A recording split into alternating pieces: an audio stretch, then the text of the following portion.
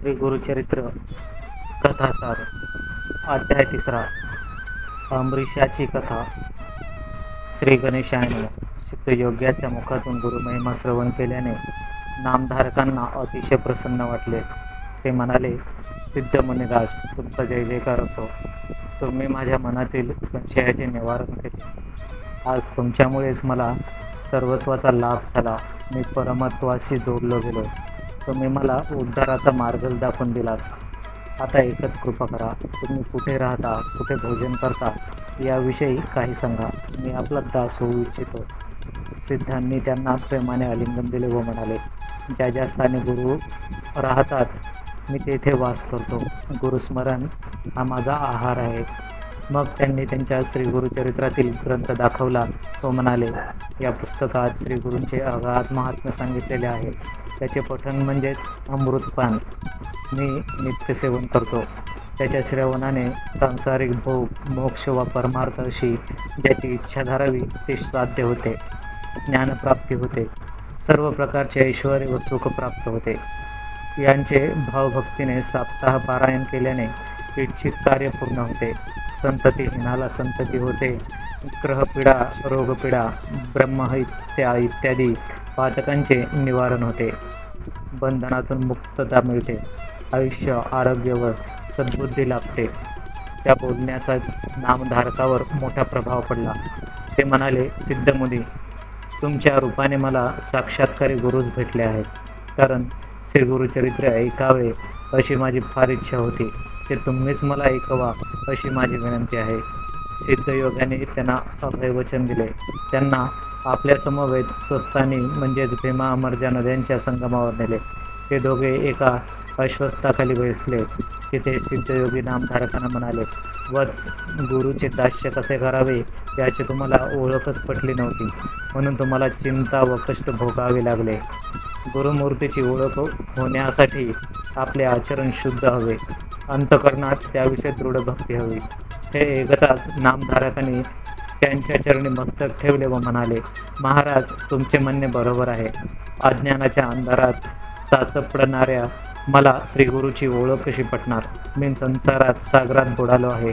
काम क्रोधादी जलचरांनी वेढलेले आहे। तुम्ही मला ज्ञाननौकेत बसवा आणि कृपेचा वारा घालून सुखरूप पैलतीरीत न्या। त्या करुणा वचनाने सिद्धांना दया आली। त्यांनी त्यांना आश्वासन दिले। म्हणाले, वत्स, चिंता करू नका। तुमचे संकट मी दूर करेन। ज्यांना मनात दृढ भाव नाही ते अविद्येच्या मायेने वेढून दुःख भोगतात। ते भोगताना गुरूंना दूषणे देतात। श्री गुरु आपल्याला काय देतात अशा तुमच्याही मनात संशय आहे, म्हणूनच हे कष्ट व दैन्य आले आहे। तो संशय मूळ काढून टाका। श्री गुरु म्हणजे कृपेचे सागर। ते तुमची कधीच उपेक्षा करणार नाहीत। हे महादानशूर आहेत। पाऊस तर सर्वत्र पडतो, पण पाणी सखल जागेतच साचते, उथळ जागेवर साचत नाही। दृढ भक्ती ही सखोल जागेप्रमाणे असते। जो भक्त जास्त पात्र असतो त्याच्यावर श्रीगुरूची विशेष कृपादृष्टी असते। त्यांनी वरदहस्त ठेवताच प्रपंचातही परमार्थ साध्य होतो। कल्पतरू व कामधेनू इच्छित पुरवतात, पण श्रीगुरु कल्पनेच्या पलीकडे देतात। म्हणूनच तुम्ही निसंदेह होऊन एकाग्रतेने गुरुभक्ती करा। आपले चित्त श्री गुरुचरणी स्थिर करा। नामधारकांनी त्याला हात जोडून नमस्कार केला व म्हणाले, स्वामी, तुम्ही माझा संशय घालवलात, त्यामुळे मन निर्मळ झाले आहे। आता श्री गुरुचे चरित्र ऐकवा। सिद्धयोगी म्हणाले, नामधारक, तुम्ही आजपर्यंत जी काही गुरुसेवा केली आहे मी आज फळास आली आहे। कारण मी पृथ्वीवर सर्वत्र संचार करत असलो तरी मला गुरुचरित्र ऐकवा असे अद्याप कोणीही म्हणाले नाही। तुम्हाला मात्र ती सद्बुद्धी झाली।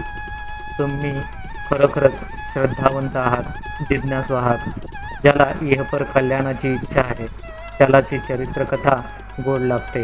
या ग्रंथाच्या श्रवणाने तुम्हाला चारही पुरुषार्थ साध्य होतील असा माझा आशीर्वाद आहे।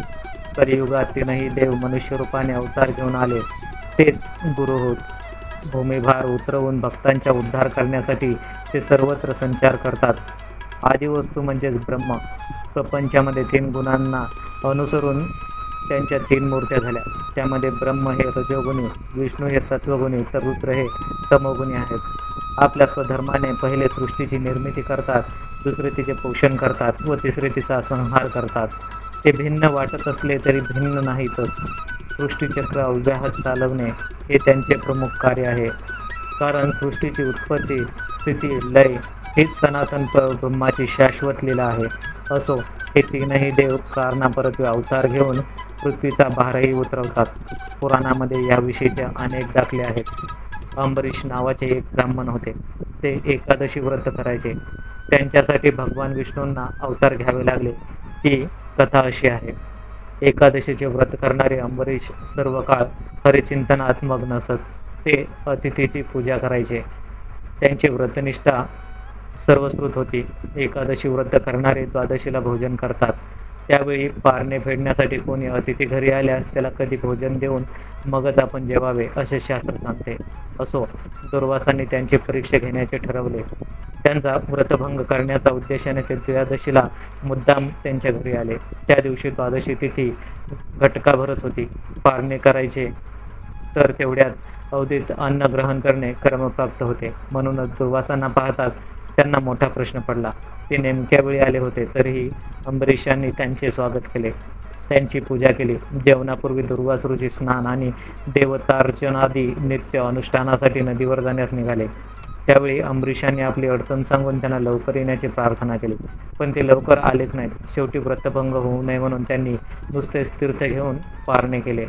त्यानंतर दुर्वासांसाठी उत्तम पक्वानाचे भोजन तयार करून ते त्याची वाट पाहू लागले. काही वेळाने त्याचे आगमन झाले. अंबरीशाकडे पाहून ते म्हणाले, तुम्ही अतिथीशिवाय भोजन केले त्या प्रमादाबद्दल मी तुम्हाला शापच देतो. हे ऐकून ते घाबरले. काकुळतीला श्रीहरीचे जात धावा करू लागले.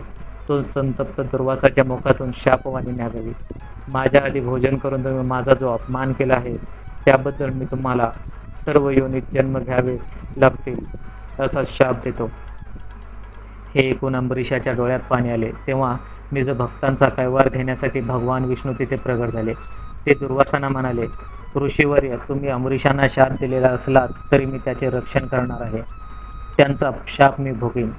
दुर्वास ईश्वराचा अवतार, महाज्ञानी, क्रोधाने उपकार करणारे, भूलोकी युगे तपश्चर्या केली तरी हरिचरण दिसत नाही. पण या शापाच्या निमित्ताने हे लक्ष्मीसहित अवतार घेतील आणि दुर्जनांना शासन करून भक्तांचा उद्धार करतील असा विचार करून ते भगवंतांना म्हणाले, श्रीहरी, तुम्ही विश्वात्मा आहात. परोपकारासाठी शाप भोगताना तुम्ही विविध स्थानी आणि विविध योनीत 10 अवतार घ्या. त्याप्रमाणे श्री विष्णूंनी मत्स्य, कूर्म, वराह, नरसिंह, वामन, परशुराम, राम, कृष्ण व बुद्ध असे 9 अवतार घेतले. पुढे कल्की नावाने 10वा अवतार होणार आहे. श्रीमद भागवत महापुराणात या संदर्भात विस्तृत वर्णन आहे. कारणापरत्वे देवाने जे अवतार होतात ते कधी प्रकट तर कधी गुप्त स्वरूपाचे असतात. ते ज्ञानी लोकांना बरोबर ओळखता येतात. असो, आता मी तुम्हाला दशावताराची कथा सांगणार आहे. ती मोठी गमतीशीर आहे. अनुसया या अत्रि ऋषीच्या पत्नी ब्रह्म, विष्णू व महेश हे तीनही देव कपटवेशाने त्यांची परीक्षा घेण्यासाठी आले आणि त्यांचेच पुत्र झाले. हे ऐकून नामधारकांना मोठे नवल वाटले. ते म्हणतात, सिद्धमुने, हे अत्रि ऋषी कोण? ते कोणाचे पुत्र? देव वेषांतर करून का आले? हे जाणून घेण्यासाठी मला उत्कंठ लागली आहे. तरी कृपा करून ती कथा सविस्तर सांगा. श्री गुरुदेव दत्त. अध्याय समाप्त.